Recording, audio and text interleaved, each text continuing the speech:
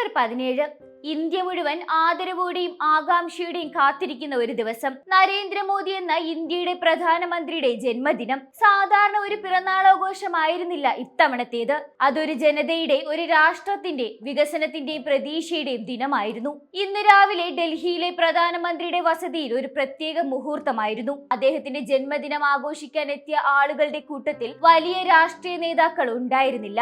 പകരം അവിടെ ഉണ്ടായിരുന്നത് രാജ്യത്തിന്റെ വിവിധ ഭാഗങ്ങളിൽ നിന്നുള്ള സാധാരണക്കാരായ ആളുകളായിരുന്നു. കർഷകർ, യുവജനങ്ങൾ, കുട്ടികൾ, സ്ത്രീകൾ, കലാകാരന്മാർ, പട്ടാളക്കാർ. അവർ ഓരോരുത്തരും ഓരോ കഥകൾ പറഞ്ഞു. കാശ്മീരിലെ ഒരു യുവതി പറഞ്ഞു, മോദിജി കാരണം ഞാനിന്നൊരു സംരംഭകയാണ്, എന്റെ സ്വപ്നങ്ങൾ യാഥാർത്ഥ്യമായി.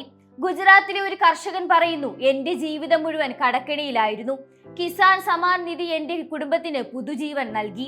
അന്ധയായ ഒരു കുട്ടി പ്രധാനമന്ത്രി കണ്ടപ്പോൾ പറഞ്ഞു, നമോ ആപ്പ് എന്റെ കണ്ണുകൾക്ക് വെളിച്ചം നൽകി. അദ്ദേഹം എല്ലാവരെയും ശ്രദ്ധിച്ചു കേട്ടു. ഓരോ കഥയും അദ്ദേഹത്തിന്റെ ഹൃദയത്തിൽ പതിഞ്ഞു.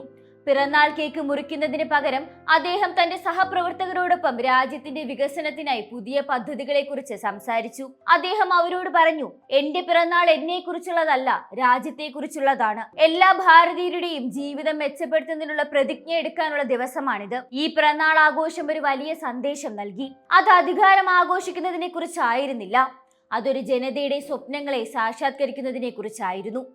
നരേന്ദ്രമോദി എന്ന വ്യക്തിയുടെ പിറന്നാൾ ഇന്ത്യയുടെ വികസന യാത്രയുടെ ഒരു പ്രതീകമായി മാറി.